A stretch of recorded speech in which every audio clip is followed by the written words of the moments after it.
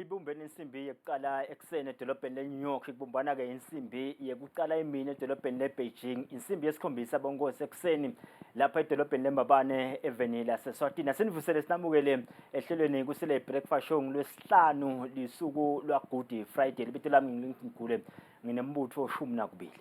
Kwasamakobane kunjani manje? No namhla sokulolukhulu ya emazulwini. Kuthiwa-ke ngaleli langa leli sifiso njoba ngayitolo ngalwesine bekaseGetsemane athandaza kwafika Judas Iscariot wafika wamqabuza bamthatha bambamba. Namhla lokukhulu lokwentekayo ngilokuthi kuvana boPilato naHerod ngoba wehlwe enyuko bashana ngayo kunene usuka kuPilato yakeHerod usuka kuHerod yakuPilato. Yabona lamandla akhe ukuthi angakanani ngoba abantu laba bebangavani laba bangakhulumisani nje. Yes, kodwa buka ukuthi lo ingwenyama asezulwini sowendeni mangaliso lento. Kodwa lokho ngijabulisa kakhulu ngalolu suku LinkedIn ukuthi nanawe njengoba vele tono uthi Tanzania kangaka so uyahlengeka tono takho tiyagezeka bonke. Kodwa angifuni ukuthi bese abantu bathatha iadvantage babheke ukuthi ngidawuthandaza ngicolele lasezulwini ngoba cha sekuganga lona athi nalo lahle mhla ngoba namhlanje njoba kubheka usilapha kubo pass bese soyabethelwa ngiyabona lebo3 nakubumbana isithathu bese uyabethelwa. Sineleli themba lelikhulu ukuthi njengoba utawubethelwa uyawusina kangene ethuneni angene nawe nakavuka uvuka nawe songumhlomusha. Lokukhulu kakhulu LinkedIn ukuthi kusachubeka ema-developments lafana nalawa live la kaNgwane alifani naletinye tindzawo nje nalamanye emave kuthi kunemalanga lafana nalawa siyadluka ukuthi umuntu unebuthakathaka lo munye sowulingeka bucaleni lo munye sowulingeka lokwa nalokwa betemthetho banyuse emasokisi kakhulu-ke ngalamalanga lafana nalawa baphume vele ngebuningi bawo bayocinisekisa ukuthi tekuphepha tingelizinga lelisedulu. Ngiyethemba LinkedIn ukuthi kukhona umbukelo otamlungisela kona lapho ukuthi athi nje ukuthi kutawuqhubeka. Sitabe bongosi sina Inspector Nosipho Mnguni la ngendlela lomuhla sitava nje ukuthi ngabe emaphoyisa kungaba semgwaqweni lalapho la kunetinkonzo khona ngoba siyahlola bekunema all night prayers. Sivele semaphoyisa abasita kanjani lapho nasemakhaya nje sithole letoto ecwayiso ukuthi athi nemaphoyisa njengoba siyahlola sinalamuhle ekseni silahlelwe nje bakhona labagadazelako bomake bathula ingubo tabo tetengcungutheleni babhakile nalawo masponsa ayahamba bayawuniketa ababhishapi labatabeke bashumayela ebutheni baloliviki. Sitawuvala ukuthi ngabe eMaswati angaphepha kanjani kulesikhathi lesi njengoba the nucleus of lama Easter alapha kalobamba. Sawufuna kuvana ukuthi ngabe laba kalobamba bangawabambisa njani emaphoyisa kuze letinkonzo letilungiswe ngemakhosi tihambe ngendlela yakho. Imetelo ngicabanga eMaswati lamahle solo kayatibona siyatidlala kaSwatini TV. Imetelo nje letaphuma umbishop Hlatshwako solo uyamemetela nalabanye ke bafundisi labasebenzisana nabo ekutheneni bakhokheti imemetelo lethu buyakhona emakhosini live la kaNgwane liyakholwa bekunene sonke-ke ngalawo magama lawo kusho ukuthi siyakholwa ngoba sikaNgwane sonke.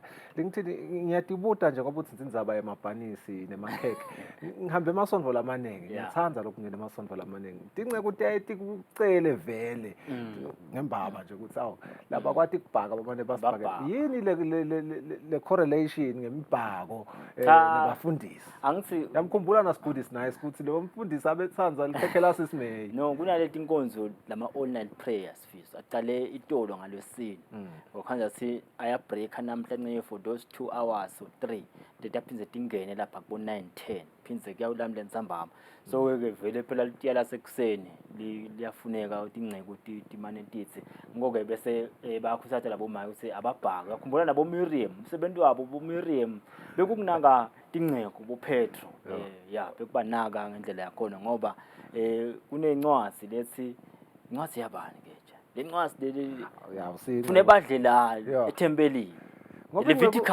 Leviticus kuthi ba priest they must eat la kuloloklethiwa libandla in the church. Tingceke siyathi ukuthi they are the vessels, they are the conduits of livangele kungawo-ke kufuna ukuthi sivele sibaphathe ngetandla leti Yeah. kufokomele sisavusela nje wonke amaswati lamhla ngalokukhethekile sivusela tona tinceku nanamhla ekuseni tisaphuma tisakuyawusihlephulela lokho inkosi yasemazulwini le bathume kona ukuthi basihlephulele kona sithemba ukuthi bosisimay noma ngawo ngisisibani khwalo mbhakele kona umfundisi wakho angenawulamba lo muhla tinengenizaba letinye sifuna ukuthi icocisa ate imidlalo iPremier League of Eswatini iyabuya kule mphela sonto sibonile ukuthi ike ema kancane sihlangu semnikati sisachuthelana nayo iSomalia angithandi nalo kuyikhuluma ke lenzaba yokudlala neSomalia kodwa nje sesifuna kunaka nayo iPremier League ngicabanga ukuthi nafika Fabrice Magwabane ngeke sicoce isihlaka ngapha sakhuluma ngema-awards siphumile kuma-awards sicocile ama-awards sikhuluma iPremier League nyalo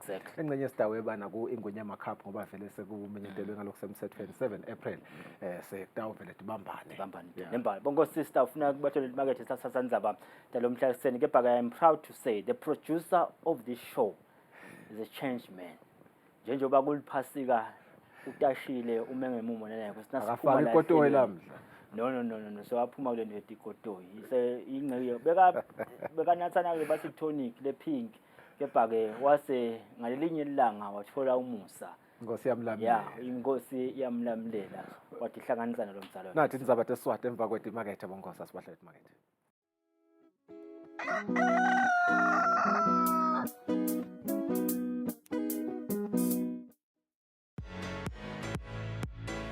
Catch Eswatini Lifestyle Friday evenings at 6:30 p.m. on Eswatini TV. Hello, and of course, this is Eswatini Lifestyle, and of course, this is your wonderful host, True Keys, meaning who's here to give you nothing but the best of the entertainment and lifestyle scene in the kingdom of Eswatini. Get the trending stories with your favorite stars of Eswatini in fashion, showbiz, food, travel, and events. They say when you're in doubt, which color do you wear? Orange.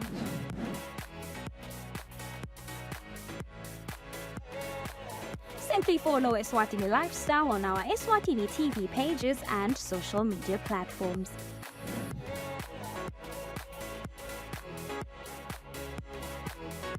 Don't forget to catch the show Fridays at 6:30 p.m. Repeats on Mondays at 9 a.m. on Eswatini TV, Spogo Semaswati.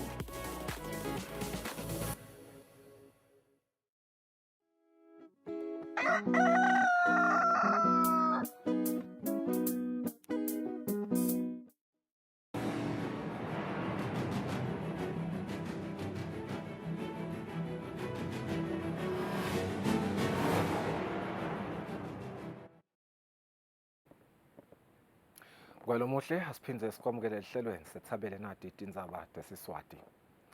Indvuna yelitiko letempilo umhlonishwa Mduduzi Mathebula ithi litiko lime ngemumo ngekunakade ehlakalo. Kanti-ke lokunengi kwekusita sive kukhona emahekeni yelive. Indvuna beyikhuluma ngesikhathi isukumisa umkhankaso wekusita labo labangenako nalabo labaphumako emahekeni akuleli. Indvuna isukumise lo mkhankaso ehekeni laseNgwenya.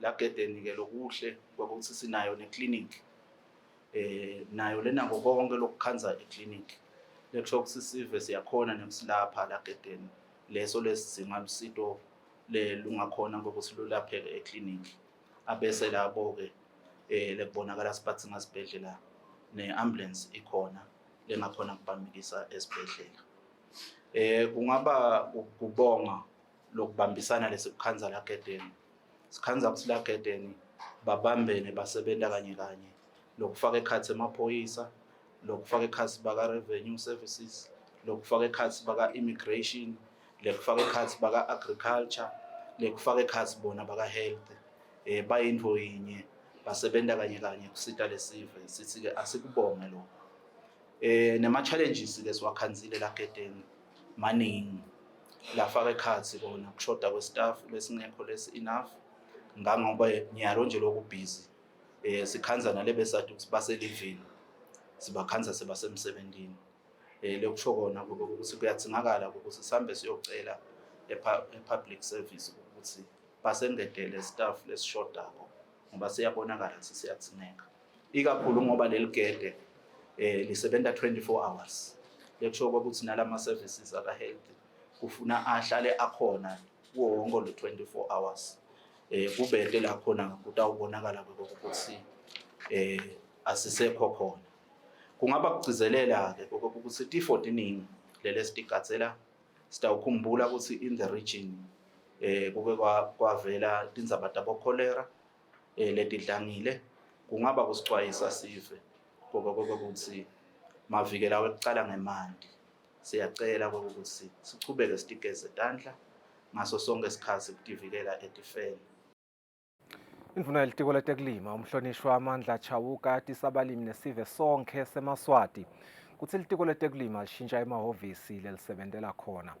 Indvuna ithi litiko selitawutfolakala emahhovisini asedlanubeka eMbabane. Yethula lesimemetelo emhlanganweni nebetindzaba indvuna umhlonishwa Amandla Chauka ithi sizatfu sekuphuma emahhovisini latayelekile alelitiko kutsi kutawucala umsebenti lomkhulu wekulungisa timfa lesetibeka tisebenti telitiko kanye nesive seMaswati lesita kutawufuna lusito kula mahhovisi engotini. Malangeni lamahle sicela kusho ukuthi le ndlu lesihlala kuyo njengelitiko letekulima seyifike lapho khona kubita ukuthi siyilungise ngoba seyitasicoba. Nawubuka nje nawungabuka la etulo kuyabonakala ukuthi sinale ceiling ngenteka iwe.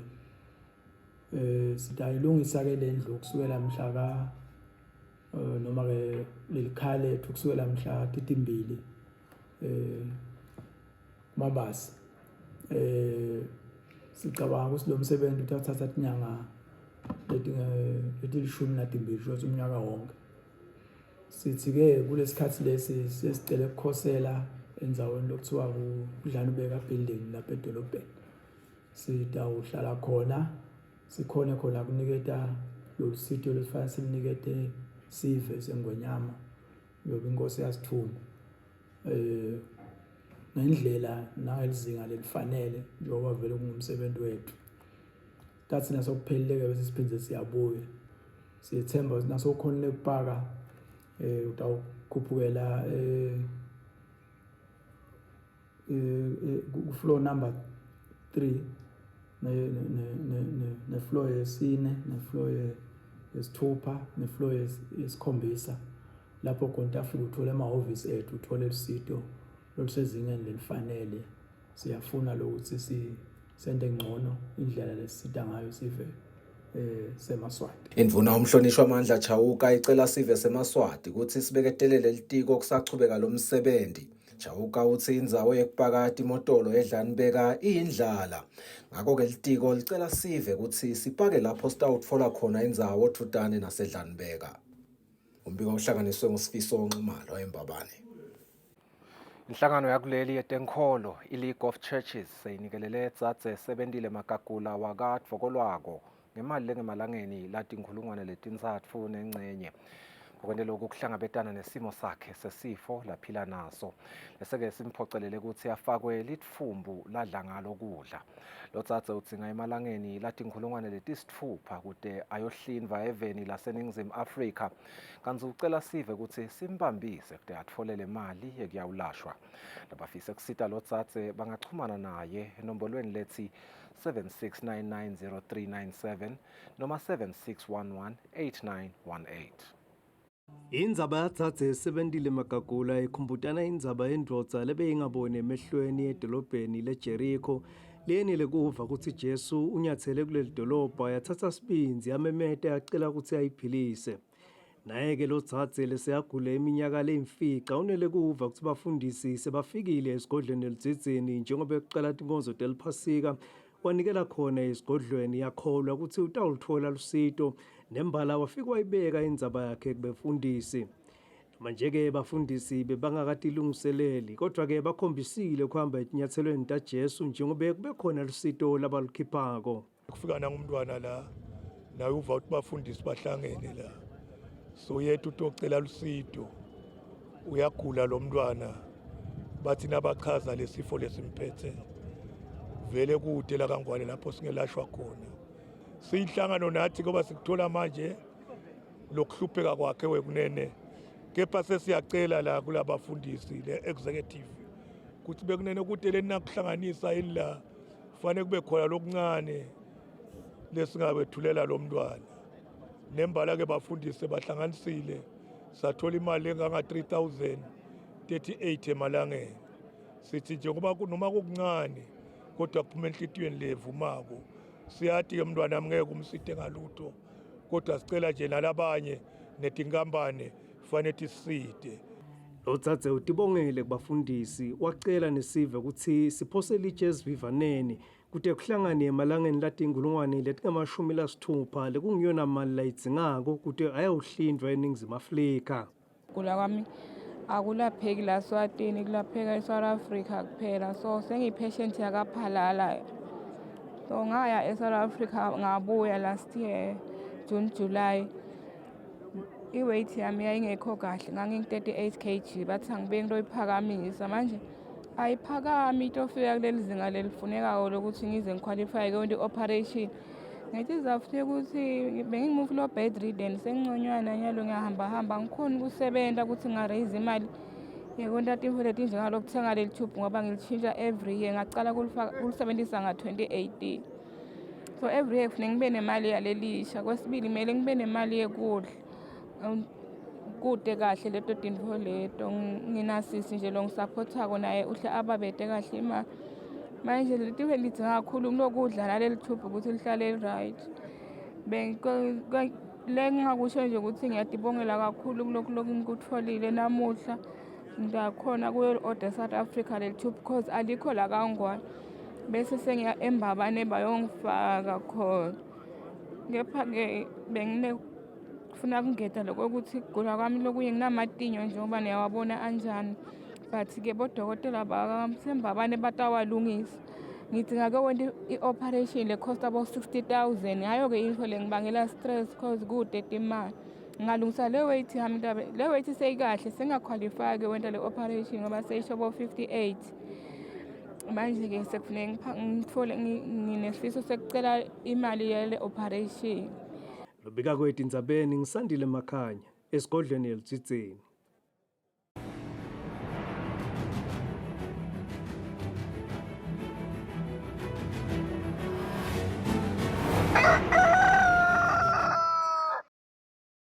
Temidlalo silo inkosi Mswati wesithathu sesibusiselanga lamhla tisikhombisa enyangeni letako kuthi kube lilanga lemancamo yendzebe yeNgwenyama Cup yalonyaka.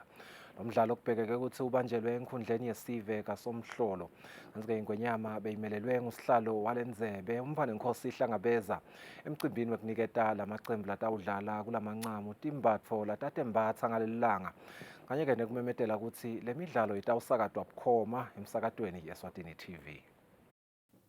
Isibengunene asibike ukuthi kambe kule nyanga lesukako kambe kuye mabasa mzukwana mati 7 shothi kumbe mhlawumbe umhla ka7 live lonke aliphelele estadium sengilapho kawubukwe emancamo ayingwenyama Cup ukuthi umsebenzi uyawuqhubeka kanjani nangabe kumbe mhlawumbe lithuba kumbe bambamba kambe litaba khona wonke umuntu ngilapho awubona injabulo yakhe khona ukuthi yena emehlo akhe ayampha ini kambe la ufike akubone bekunene bayithi usho njalo umswazi omnyama kwaludrodu ngenza ombelebelweni umswazi abethe izidla besifaka umgobo nombondo kawungena esigujini ungena amagabane nesinyathi. ngeSwatini TV siyabonga nje siyajabula ukuthi silitholile leli thuba lekuthi singakhona ukuthi sihlanganise tinhloko naye MVA sakhona ukuthi kubonakala ukuthi sigcina siyabonisana ukuthi cha eSwatini TV akachubeke anikwe lo msebenzi lo engwenyama ukuthi abe ngulo bonakala sathi nalongakhoni nalesinelivolo lesingakhoni kuyofika kuwe kule nkundla yetembukiso sikwadi kubona nangumsebenzi lomuhle lo wendiwe inkosi lapho khona ihlanganise emaswati onke ngalendlela lena iwahlanganise ngemasiko iwahlanganise ngetemidlalo ukuthi kujatshulwe. Umqeqeshi welikhethelo lesive lemidlalo wekhilikithi Safi Ula uthe amalungiselelo elikhethelo lesive nelive lelisuthu kule mpelasonto letako ahamba kahle futhi-ke lo mdlalo utawuphindze unike live sitfombe sekwekuthi lizinga lemidlalo wekhilikithi lapha eveni lime kanjani. Kanti-ke lo mdlalo webungani wemalanga lamatsatfu ungaphansi kwenhlangano lengamele lo mdlalo emhlabeni i-International Cricket Council. Le midlalo itawudlalelwa eMalkans Country Club. Kule mpelasonto ngesikhathi semaholide liphasika likhethelo lesive lemidlalo wekhilikithi lakuleli kubheka ukuthi litholana itulu nelive leLesotho emidlalweni yebungani lengaphasi kwenhlangano lengamele umdlalo wekhilikithi emhlabeni International Cricket Council. Umqeqeshi wekhethelo lesive lakuleli Safi Ula uthe amalungiselelo asahamba kahle. Working with them yesterday. So first of all, the guy have the potential. Akhuluma nalo msakada uluchazile ukuthi leli khethelo kakhulukati labadlali labakhona abakhomba kuqinisela kodwa-ke mnyenti umsebenzi lokubheka ukuthi wendiwe ngiyinhlangano emidlalo wekhilikithi lapha eveni ekuthuthukiseni lo mdlalo. Ula uthi kunemidlalo labatayidlala kusukela ngalesihlanu kude kube lisomvo kuthi abanika sithombe lesiphelele ukuthi lizinga lalo mdlalo lime kuphi lapha eveni. The children, students to play. The more we play, we get the better player. So once we know someone has the talent, then we can bring them to the bigger picture, to shine that, to groom their talent. Le midlalo nelive leLesotho kubheka ukuthi idlala inzima lenkulu ekunyuseni ema-rankings elive kulo mdlalo. Lobikela umsakade eSwatini TV temidlalo ngilinda Dlamini umbiki uhlanganisa nguFabrice Msonera eMbabane. Tingako tesiswati asibahlo letimakethe sitabuya sicukene lihlelo.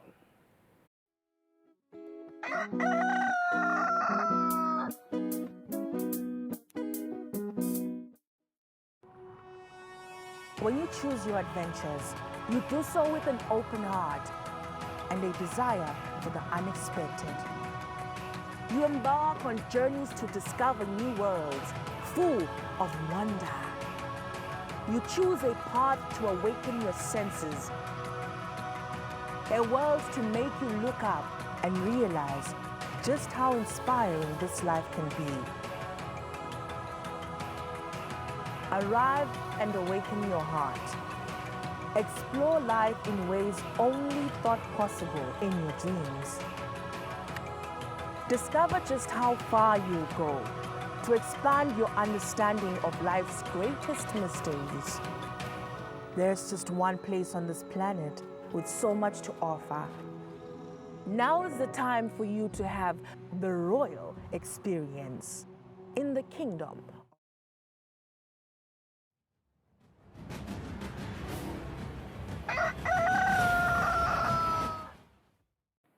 Mbukeli siyaqhubeka naloku ehlelo lomhla ekuseni. It is the Friday edition of kusile breakfast show langale liphasika bongosi asinemukele nasanza kulela umsakado wakho ngilolusuku ke lapho khona bayehla naye benyuka basuka kuHerodi baya kuPilatu bagcine ke bambethele nemaswati ke ahlangene lo mhla endasi lapha kaLobamba la kuchibeka khona ke leto tinkonzo tekufa kwakhe Jesu. Bongosi lo mhla njengoba sathi kusivele nemaswati lamaningi akhona emgwaqweni semakhaya kwakhanza silemanye emakhaya khala libhungane maswati ahambile labanye balungiselela ke kona kuhamba baye ke etinkonzweni nginano sipho umngonike lelisekela lokuxhumanisa amaphoyisa naso sive mede manguvusele nkwamukele ehlelweni namhla ekuseni izaba lenkunjeni ngemaphoyisa singaqala ukuthi ngabe ni menjani nanani kule weekend lenkulu kangaka eSwatini. Siyabonga kakhulu Magwabana sivusele nasesiveni singemaphoyisa njengoba besikhulumile nasemavikini kumbe lengcili vele lokhonile nje kuhamba la eSwatini ubonile ukuthi sikhona siphumile ngetinkhani kwatise ukuthi nalicala liviki yena minister wakaWorks wasusa yona i-road safety sayibeka kona ukuthi vele sihlose ukuthi kumbe lama Easters lawa kube ngila accident free sibone nje ukuthi kumbe kona kungefika umsombuluko sithi kumbe kude umphefumulo lolahlekile emgwaqweni kude nalabalimele singemaphoyisa ke sibambise yena uhulumende kulelo hlangothi lelo siwabambile ke ma roadblocks kusukela kusaqala nje liviki sitawabamba futhi kude kwengcebo nalama holiday. Lokunye ke lokukhona kuphokophela ukuthi sichubekele sizama nekufundisa kona kuphepha lesibhekile phela ukuthi emaswati asibambise kusaphunya kiwa kuwo bokude ngoba siyathi ukuthi labanye kumbe baphumile bayetinkonzweni labanye futhi baphumile bavakashile kanti futhi semukela netivakashi lethu lotingena emahekeni ethu elive sikhona ke vele siyaxwayisa nje kakhulu ukuthi bantu abakaphokophele babeka embili isafety yabo emigwaqweni sikhona angeke size siyekele kuze kuphele wona la ngamaholide sente kona sizama siqiniseko sekuthi akufane kumbe kula maholide lawo kube accident free. Yeah.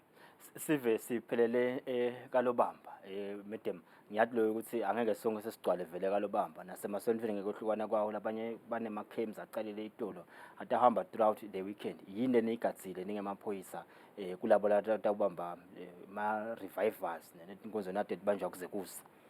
Siyabonga kakhulu sibonile nje ke kumbe ngalesithathu lapho acting national commissioner naye bekabambe inkonzo akhuluma nawo amaphoyisa kanti futhi engcisane kuwonisha khona eziveni ukuthi phela singemaphoyisa sitabe sikhona sigatsile sisebenzisana naso nesive.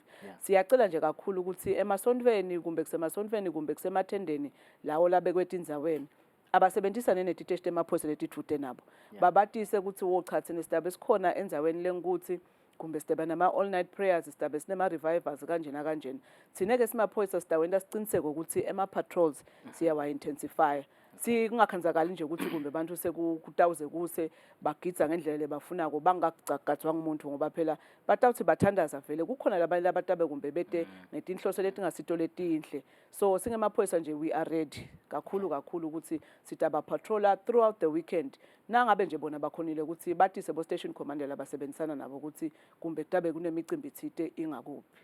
Nembala ngigezelela lona lele kwathi sabo station commander bongosi ngoba angeke bese sesiyalibala senini nakunemisebenzi baminingi amaphoyisa they cannot be everywhere at the same time kepha lokucwa ukuthi athi nje ukuthi kunebantu labahlangene enzaweni side yakhanza ukuthi ngoba siphinde sibe nedinsight etincola even bongosi but ke nakatile amaphoyisa ukuthi bani bahlangane kuphi yakhanza ukuthi ngaba nencola nje lethu dayile egatse ukuthi inake vele kumcwanga kanani madam le ukuthi mhlambe ngaba baholi bemabandla babamba inkonzo kungaba baholi basemimangweni lokuthi babe nawo mhlambe lama contacts nalabo baphasi baleto stage letikhona tudane nabo. Kumcoka kakhulu magwabana ikakhulu ngoba sike sabona kumbe etikhathini letengcile kunebantu leseba ngene nje imikhuba lesingayathi ukuthi bayithatha pho khanza bangena khona emasontweni bagcekeze bathatha kumbe nemishini bathathe leto tinto leto kungako nje vele sigcizelela la ekwakheni lobudlelwane nabo labantu bemabandla lokunye ke lesike sakubona kumbe kulamanye amabandla enta into lenhle kakhulu khanza ukuthi sebayakhona nekwakha ema-security committees lapho vele kuba nebantu laba specific ukuthi bona babuke kuphepha kwelisonto babuke kuphepha kwale bantu kumbe labatabe bakhona esontweni. Ngiloko ke lesike-encourage kakhulu ukuthi nje abasebenzisane ke nemaphoyisa labo bantu labaphethe leyo security kube ngibo ke labatiko ukuthi estation lesithuthe nabo ngubani kumbe lebangamthinza ngoba nje sikhuluma nje namhla kungilesihlanu kufuthe namhla ngabe sebayadi ukuthi kumbe kutabe kunabo bani labatabe basebenta yonke lembala esonto kutothi kumbe nakukhona lokuvelako lokudzinga kona lesito lemaphoyisa bakhona ekusheshe bathinze loyo muntu ngoba kulesi sikhathi ukhanza ukuthi sithi abasebenzise inombolo inhlaba mkhosi ukhanza ke ukuthi ngesikhathi lesingukuthi uthi uyashaya ungakhona ukungena ngoba phela tincingo nato tisebenta ngendlela yato kumbe vele sekune jam ukuthi kumbe maningi labapotako kanti ke uma unayo i-direct number yaloyo lokhona tudane kungaba lula kakhulu ukuthi umshayeli basheshe bakhona ukuphuthuma intothola lelo sito lelitabe lidzingeka. Madam yebo new class yalo msebenzi kulapha endase kaLobamba kulawo makholwa lata ufika kaLobamba kunamhla inkonzo yachubeka nangelisonto inkonzo tikhona stadium nikatse i-cooperation lengakanani simvile nembishop abacele emakholwa ukuthi abalalele emaphoyisa embuba alalele i-correctional balalele nemasotsha cooperation nikatsile kubo bazalwane kaLobamba. Magwabane umbishop usendele umsebenzi wethu waba mhle kakhulu ngoba impela kulamaviki lamabili solo siva yena kona emaredweni nakuwo ema-TV ethu and impela umlayito la ukhiphako ngona impela usisi usekela nanathi ukuthi siyacela ukuthi basebenzisane phela nayo lemibutho letabe ikhona lapha koLobamba kusukela nje namuhla sibonile emakholwa vele angenile siyathi ke ukuthi umcimbi uchubeka kanjani namhlanje kutabatabe basesontweni lesive kumbe kusasa kungumgcibelo babe setinkonzweni letingasito kumbe letibhizi kakhulu ngelisonto bese sonke ke sesiyakhona enkundleni yesive kaSomhlolo sitawucela nje kakhulu ukuthi ababambisane nabo phela labatabe bakhona babatshela ukuthi kumbe kungenwa ngakuphi kuhanjwa ngakuphi nasekupakeni kakhulu imoto ngoba vele sigathile ukuthi babe banenge kakhulu kwatise ukuthi kutabe kunawo emakhosi elive sitabe sikhona ke thina sisebenzisana nabo sigathene ukuthi kumbe lokho lebatabe bakusebenzisa phela nako kube ngilokuphephile ngoba bantu bamhibahiba. Sitawuthi nje sibe siyokothandaza kukhona labatabe bayobuka ukuthi ingabe yini lengaphuma nayo yini lengayithola ngendlela leti ngasitho. So siyethembisa nje kakhulu ukuthi na utawukhonza kumbe liphoyisa kumbe ukhanze wase correctional kumbe ukhanze yena lo wasembuthweni wetekuvikela nangabe sewunengcaki phela pota lapho utokhona ukuthola lusito noma ke ubona lokwendekako lokungasiko nako kupote ngoba sithi asibambisane nisonke kude sitowenda lelive leMaswati libe ngeliphephile. Ngifuna kuphuma medem kuleni konzo tema Easter ngasemakhaya boma ke kubana nathi yade ingubo lehlala lapha eTulu lekuthiwa disebenza nabaya engcungcutheleni bahambile ke labanye bayahamba namhla baya engcungcutheleni ayasala emakhaya asala nebantwana niyalanisini ngemaphoyisa. Siyacela kakhulu nalapho ukuthi phela nangabe kumbe niyahamba kumbe angeke nihambe nebantwana nangabe bakhona basele ekhaya akungasali ukhanze ukuthi bantwana labancane kakhulu ngoba phela abantwana badlala ngendlela ehlukile kunenge lokungabe sekuyendeka kusene kufika kumbe tenswela boya dikhanze kunebantwana kuphela ditendele lokho lethifise kwenda nekuthi ke bantwana nje basele bodwa basene kudlala kumbe badlale kabi ukhanze ukuthi sekuyonakala ekhaya sekwendeka imililo leto tintfo leto. Siyacela nje kakhulu ukuthi nangabe abatali batawuhamba bashiye bantwana akube nalabo labadzala labatawugadza ukuthi likhaya lona lihleli liphephile nekuthi ke sakhe budlelwane nabo makhelwane sipote ukuthi wo cha makhelwane sitabe singekho kodwa kutabe kuselena abantwana batabe baselena bani nekuthi ke lokukhulu esike sakubona ukhanza ukuthi sihle silinyalelwa abantwana labaselene tihlobo lesithi kumbe siyadethemba ngeke ke sikuthini ngoba kulokunye vele ukhanza ukuthi ngisuke ngikwethemba magwabani kanti wena nase usele so ubona ngalenye indlela hayi ngalendlela besithi phela sathi ukuthi ungimalume la khaya nalapho siyacela kakhulu ukuthi batali abacikelele kakhulu ukuthi bobani laba labasala nebantwana ngoba lokumcoka ukuthi bantwana bethu sicela bangalimali etandleni tabo tatu tihlobo ngoba sesikubonile kwendeka esikhathini esiningi. Siyacela nje kakhulu kubo batali ukuthi sisahamba siya lapha siya khona sicela ngasemuva emakhaya kuphephe nakhona. Madam ngijabuliswa nje ukuthi tekuchumana tiyachubeka kathi yathuthuka eSwatini kuba nemilayeto nje lesiyibonako kunemilayeto nje nawo babo Momo Fraud kusicaphela bashayi ungavumi kufacada string samomo lesitse kuti imali yamahala ungamjikisela umuntu imali lodukele imali usithwa ngu-MTN bika bucala ku999 noma 922 kwanzile lokho ngiyathi usinani singemaphoyisa senikhuluma ngayo kakhulu but nje Maswatini angathi sibese iba kuphi usene naba labashayela tincingo bathi checka lapha ecingweni lakho ukuthi i-wallet sewungenile yini nakubhizi ke kanje uyakhanza ukuthi njoba sinake live sengiyakhohlwa ngokuqaphela lokho sengendalele bakushoko labantu ningakhongosela nisine emaphoyisa ningemaphoyisa esiveni kulamaholiday. Awu singawe emaphoyisa angeke siyekele magwabane ukukhuluma nangako lokho ngoba vele icishe ngilicala lesesilibona lenyuka kakhulu ukuthi ukhanze ukuthi umuntu usawulahlekelwe imali yakhe ngendvo leyendiwe nguye ecingweni lakhe ngeke ke umthini ngoba lo munye ukhanza ukuthi basuke bamathembise imali kude kumuntu longayifuni imali kodwa solo siyachubeka nje siyexwayisa ukuthi phela ungakachafati bukisisa ucabangisise ukuthi engabe vele lokhu kungiko yini lokunye ke ukhanza ukuthi kumbe laba bemuka imali ngilaba kumbe bomake bethu bogogo bethu lesebabadzala sisemakhaya ke sicela sibakhulumise nabo ukuthi yegogo uma kumbe kukutaba khona lo tawushaya athi uthi yenda siqiniseke ukuthi ubita umntwana kucala ungakakwendile bathi kwende atokuhlolela ukuthi engabe velelele bathi kwende kumele yini ukuthi ukwende angeke vele siyekele ukukhulumisa ukuthi sesibone kakhulu abantu basikhalela ukuthi sebalahlekelwe imali tabo. Siyacela kakhulu ukuthi ungakalichafati licingo lakho bukisisa mbamba ukuthi ingabe lokho lokufanele ukwende ngilo lokumele ukwende yini vele. Probably in a minute madam kulukhuni kanganani mhlambe kwekuthenini bami labaganga ngaloluhlobo lolu nibabambe ngamaphoyisa. Ngeke sisho ukuthi kumbe kulukhuni kanganani kumbe kulula kanganani kodwa nje siyezama kakhulu sekuthi nje kungimanje ukhanza ukuthi kuleyo nombolo lebashaye ngayo ukhanza ukuthi nasenithi kumbe seniyayilandzilela nimaphoyisa nasebapotile ukhanza sile nombolo ayisasebenzi seyicishiwe kanti ngale celeni sebathethelene futhi inombolo bayachubeka basebende kuganga nje kwebantu nako kunjalo ukuthi nabo bathi baganga babe bacabanga ukuthi kodwa vele umthetho wona singawubalekela kanjani kodwa ke singemaphoyisa asiyekeleli tona inombolo sesizantu dinengi kodwa solo siyazamana namhla lokhu kuzama ukuthi sebenda ukuthi silandzelele and kumlanzi kusho ukuthi kukhona emacala kumbe lasakeke sawalandzela kumbe sisitwangiso sive labanye ukhanza ukuthi vele bagcine batholakele ukuthi cha nangilo muntu losebenzise le nombolo lena kumbe wadlala kabi nesive seMaswati. So siyacela nje akachubeke kumbe Maswati apote lapho akhona khona ngoba impela nasibambisene siyethembisa ukuthi lobucala lobunabo singabuncoba njengalamanye amacala lesikhona ngokwasebenta.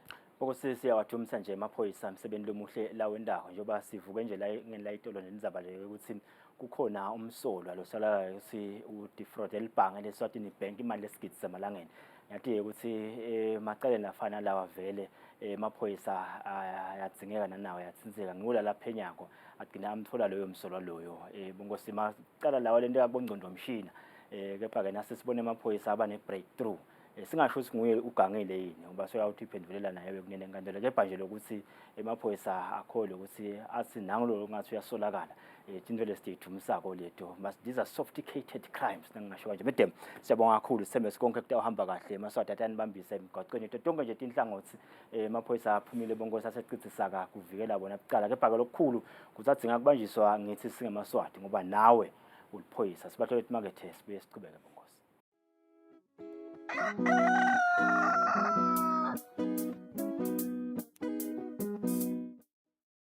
Kude lesinye isikhathi ngaphandle kwalesi abaresearche bafunze. Being risky means ukuthi nalokuwa kwayo kulula.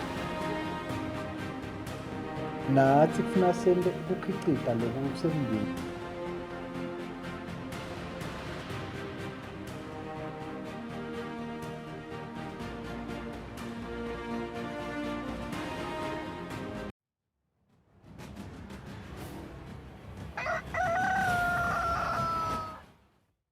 Kwalo mhla siphindze sikwamukele eluhlelweni beyini kimpela sonto singati khulumisi temidlalo ngabe siyaganga kakhulu titawuchubeka ke temidlalo sikatsile ukuthi kule mphela sonto iphindze ibuye iMTN Premier League le balandzeli bebhola kangwane bese bavele bayilambele kulandzela ukuthi ke besabukela sihlangu semnikati sisadlala nayo eSomalia kuma AFCON qualifiers kodwa ke sikavele ibuyile MTN Premier League kule mphela sonto Fabrice Msonera se-studio sitavuxisana kabanti ngalendzaba leyo kodwa nje singangeni kuyo soloku nje sekhuta lwandle ingwenyama cup has been officially announced for the 7th of April sekutawuba mnanzi ke sithakasele yona ingwenyama cup kuba kunenge Fabrice ngisakwamukela ehlelweni esikujabulelako ingwenyama cup akusiyo nje lebhola kuphela ngicabanga ukuthi it's not just a football.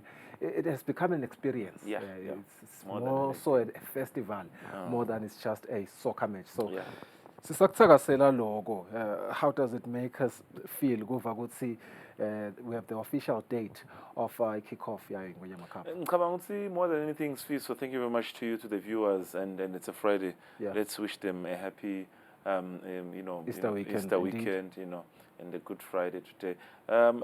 Let's talk about how this event, it's one of now becoming one of the event, we can rank it as one of the event that is becoming a touristic attraction because people do come not only for watching the finals, the excitement that's so national stadium, but what's the culture it's bringing to people. The culture has got that aspect, and I think we've got a unique culture.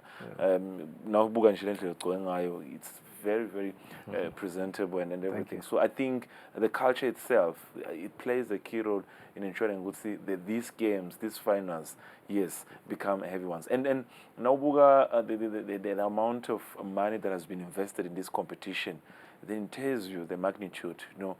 Between number one and number two, for instance, for football, number and whoever number one, we're talking about over 1 million, 1.3 million. So, in the presence of the Chief Executive Officer of Eswatini TV, and first of all, His Royal Highness Prince Langameza, who is the chairperson of Ngwenyama Cup, delivering the message. On Wednesday, I think the finals are on the 7th of April, and let's watch the games, let's be part of this experience, and can tell you what, Eswatini TV, one way of keeping you busy and also meeting you at the point of your needs. The finals will be live. The finals will be live.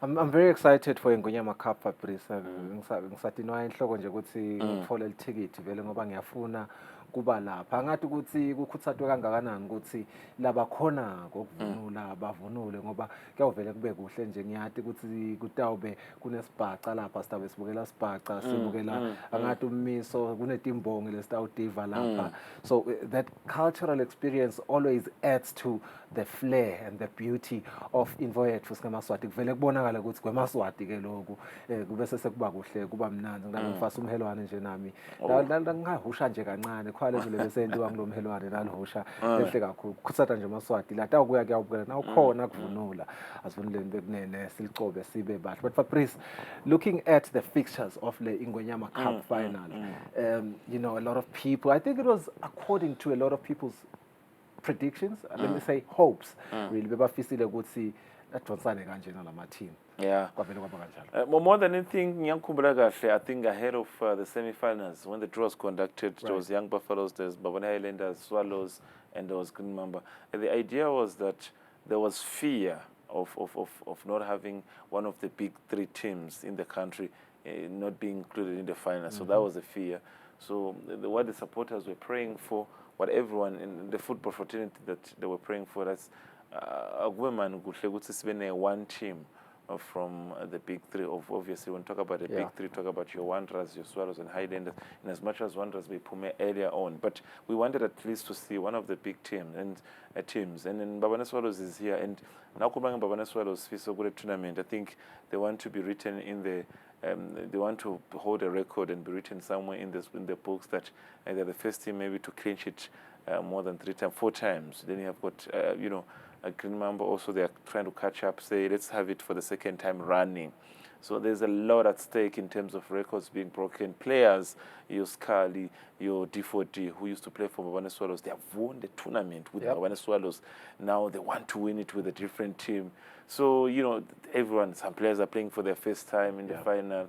It's the first final of Ingwenyama Cup at Somplo National Stadium since it has been revamped. You know, a lot.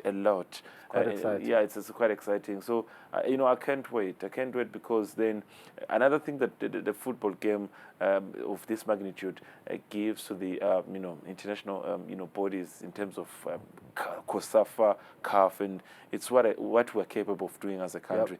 Talent will be shown that day. The tennis will be there that day. And then the officials, as we can see on the screen, some of the officials in the local fraternity, they have ensured that indeed it's going to be a beautiful final. Some of the officials that can't make mistakes.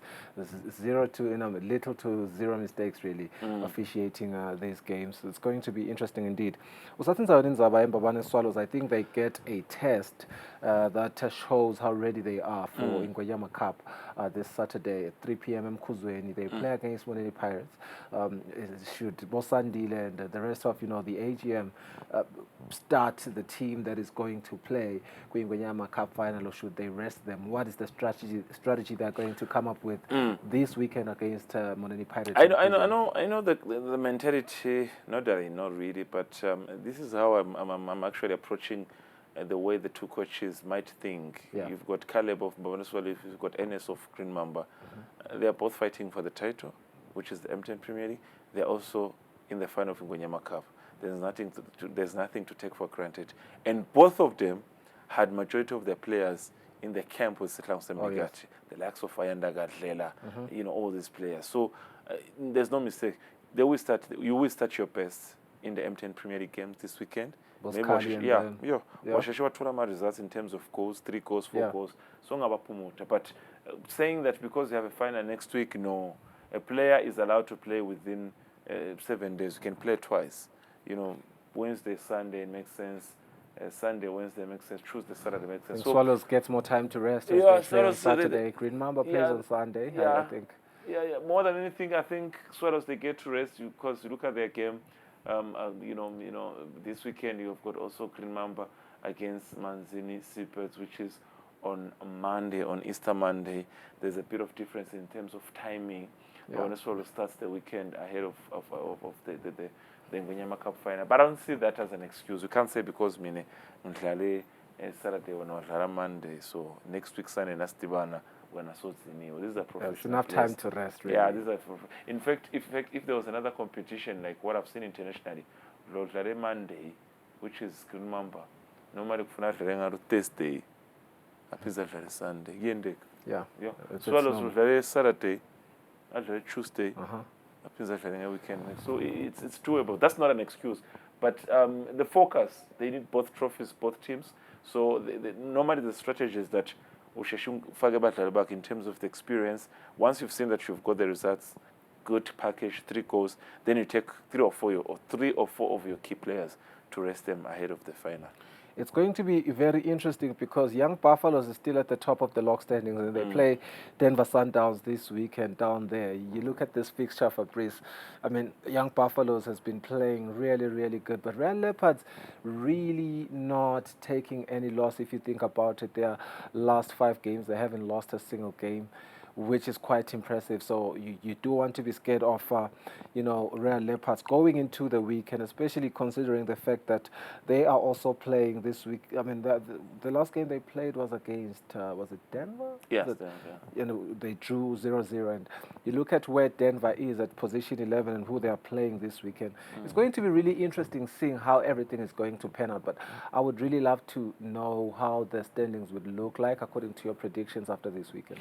When you talk about Sundowns, Denver Sundowns, I think I want to bring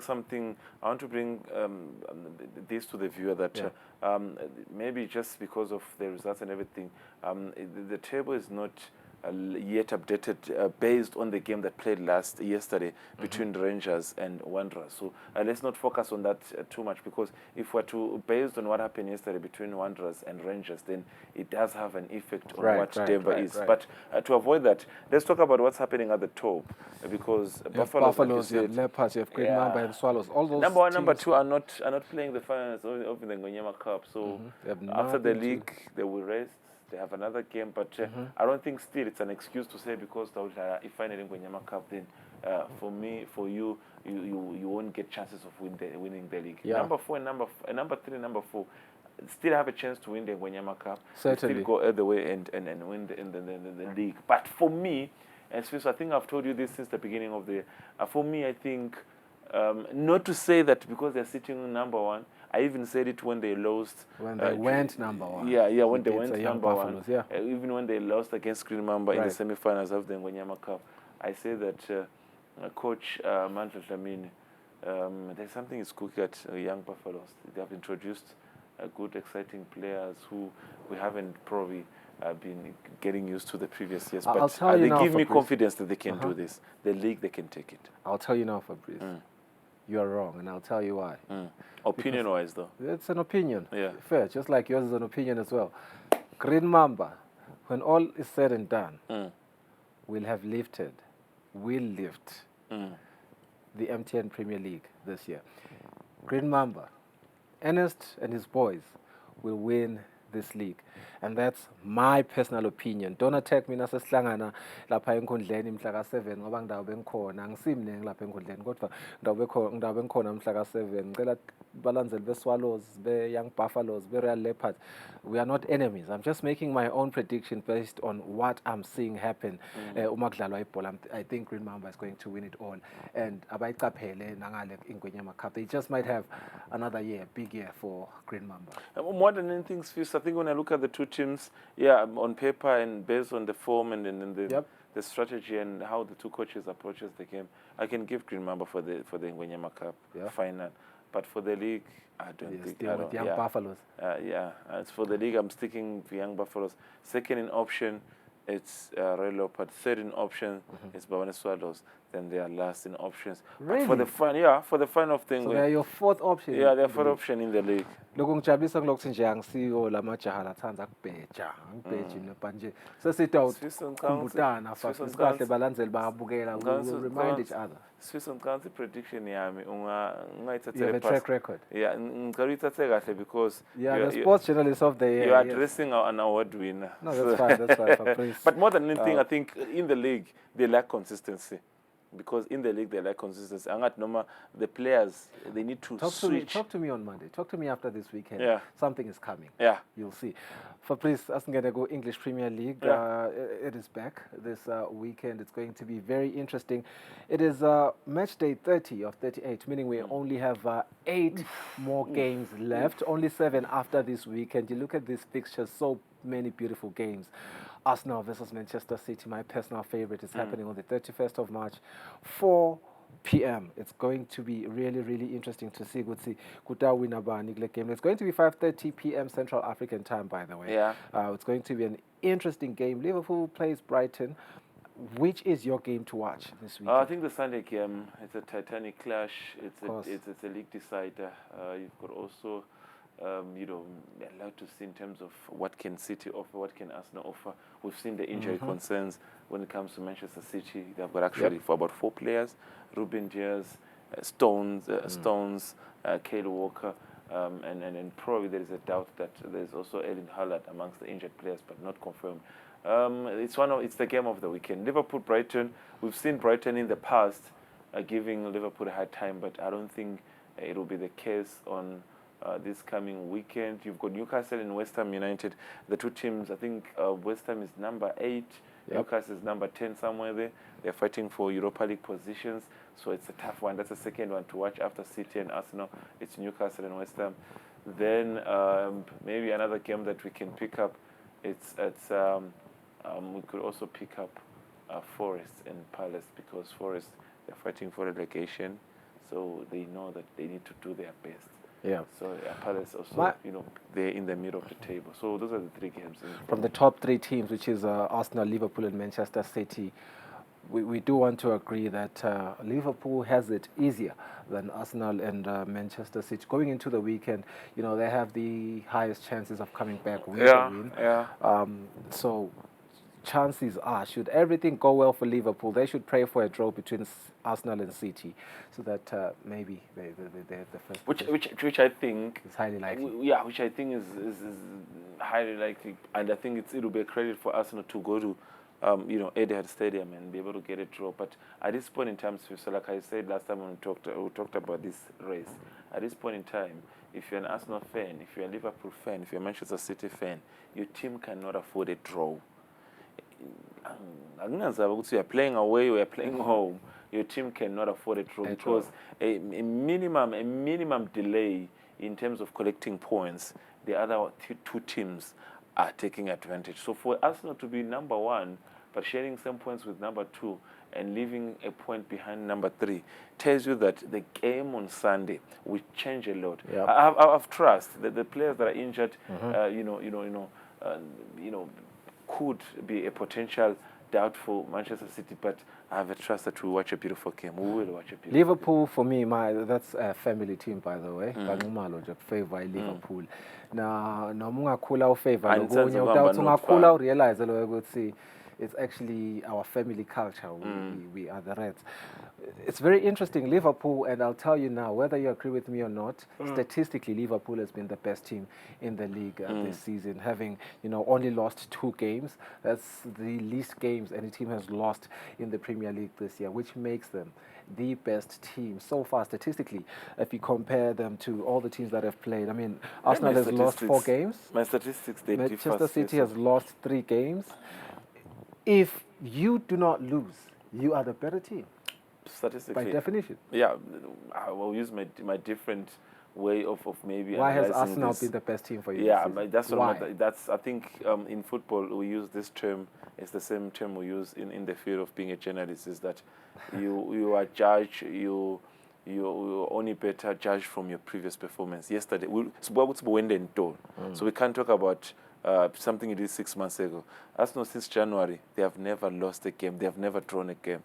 Since January, they didn't draw, they didn't lose. They're just winning from January up to now. We're entering April. On Sunday, after the game, Monday, it's April. So 4 months of winning non-stop, it tells you something. When we arrange this conversation, then we talk about Liverpool. Good team, outstanding. Fair enough, because if you also think about Liverpool, the only game they've lost this year in the Premier League, this year in 2024, guess it is which team it has been against? Which game? Manchester United? It has been Arsenal. Exactly. It has been Manchester United in the it FA was Cup. on the Arsenal. 4th of February. Arsenal won 3-1 against Liverpool. On home soil, So it's been really interesting what Liverpool and Arsenal have done so far, this year in the MTN Premier League, and it's going to be really interesting to see what pertains by Monday. I'll tell you now, Liverpool is going to be at the top of the log on Monday. Agree with me? More than anything, I disagree. Why do I? So Arsenal's going to win. I think. You said Arsenal was going to draw with Manchester City. They will draw, but and then how will they Brighton. Brighton putting a good job as well. See, this is when you have to put emotions aside, and I'm quite disappointed. Coming from an award-winning journalist, you really believe that Brighton is going to beat Liverpool? They can put it, but okay. I mean, of course. Let's confirm this. Let's confirm this. Okay. Arsenal might be second on by the time Liverpool on Monday. Will be number 1 on Monday. Chances are 70 to 80%. Because which makes them the biggest odds. Yeah, like I said, I have a problem of how Arsenal players are going to handle the pressure at Emirates. Yeah, that's what the key is. But if they can take advantage of some of the players that are injured, then it could be a different story. But I don't see them dropping third. They could drop second. Put me up to Monday. speed here, Fabrice. What happens if Manchester City wins this weekend and Liverpool draws? Okay, what happens who's position 1? City will be position 1 because they'll be 66, and Liverpool will be 65. Oh yes. By the way, only 1 point. They only get 1 and point. And another benefit is that City and Arsenal will go to the game on Sunday, knowing already the results of Liverpool and Brighton. Oh yes. Yes. And it's a bit of an advantage for all the three. It's a bit of an advantage for all the 3 teams because. For City and Arsenal, they will go into the game knowing the results of Liverpool. If Liverpool wins, they will sit comfortably, waiting to see what happens on Sunday. Hoping for an Arsenal loss. Or hoping for a draw for both sides. They're certainly hoping that Arsenal doesn't win. If Arsenal wins, they're back at the top. They're back at but the Manchester top, City, not so much. Yeah. So it's going to be really interesting. I think, Fabrice, we've covered pretty much everything that I feel like we should be interested about, going into the weekend. Still, the biggest news is Ingonyama Cup being built for the 7th of April, the return of the MTN Premier League, this as well weekend. as the English Premier League. And of course, for Fabrice Msonera clinching that award, I think, we ought to celebrate that again, only because, you belong here at Eswatini TV. So a win for you is a win for all of us. I know, it's a win for me, it's a win for all of us. I will keep mentioning this and forever. That I didn't do this alone. The team that I work with, the friends that I have, family, God. Actually earlier on, I was having a conversation with one of my friends that actually he was one of the first person when I was on air, first time at Eswatini TV. That was back in 2011. Wow. Yeah, your producer, Mangaison Zinezea. I think he also played a key role in ensuring that I am who I am today. We fight every day telling me, no, he's not supposed to say this, but I think wherever he is, he's also proud of me for this achievement. And I've got a lot of people to thank. If he's my producer, then I'm on my way to clinching an award myself one day. Who knows? Fabrice, congratulations once again, and congratulations to everybody that won. At the end of the day, sport won. That's what we were celebrating. There's an industry that next in line, Zambia for the regional awards. That is in June. Okay. So I go to Zambia. Do we have nominations there? I think I'm in the category of a nomination for journalists of the region. So we're praying for that win. Yeah, praying for that win. So even my way of reporting has to change now. It has to be intentionally looking at what's the region. What are we doing? Yeah. Fabrice, congratulations once Thank you very much. Congratulations to I everybody see you getting that won. something like this. Thank you so much. I received that. Thank you so much. I appreciate that. Congratulations to everyone else that won an award at the Sports Awards. It was, for the period of 2023. They were held this year, but that's in the fashion of all awards, really.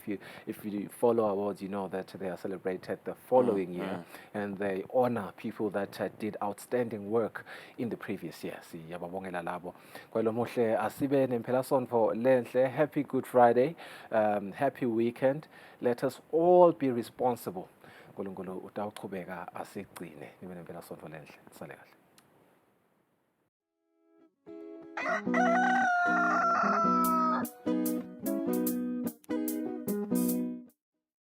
Be sure to catch Business Watch every Wednesday between 2 p.m. to 3 p.m., where we feature the latest updates on business news, market trends, and exclusive interviews with industry leaders, as well as insights on emerging small and medium enterprises in the commercial sector. Business Watch, your business leader.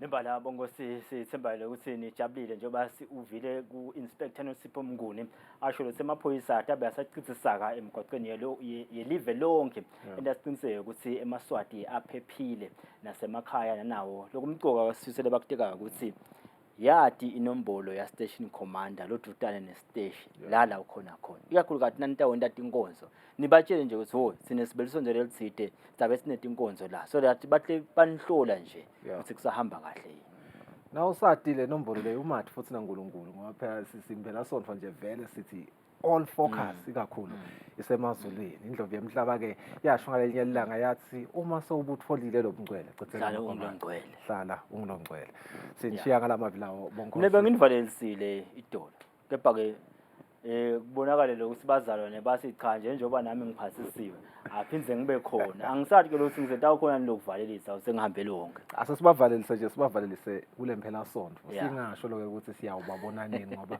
lokho sekwatiwa ngosemazulwini bongosi sesembe ukuthi imphela sonto itawubang lenhle nalephephile siyagcizelela kule bantwana betigwili nawo naba bageze baye emasondweni bayekele kulala PlayStation hey nkosi yami vukani bantwana betigwili sanibona bongosi khambe kahle konke sanibona ngemsomduko sesithi uvukile asambe makobana samba bataze bacishe